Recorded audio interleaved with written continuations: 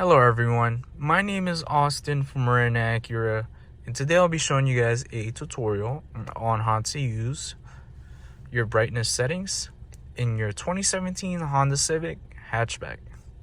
So, in order to access this feature, all you have to do is make sure you go to the center console. And once you get to the center console, all you have to do is to click on the top left side of the center console. And this right here, where it has the sun and the moon logo in it, this controls all your brightness settings.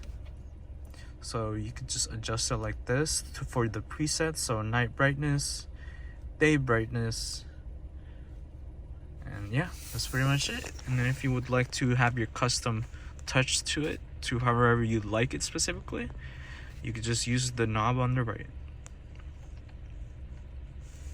And yeah, that is pretty much it for this quick tutorial, you guys. My name is Austin from Marin Acura, and thank you guys for watching.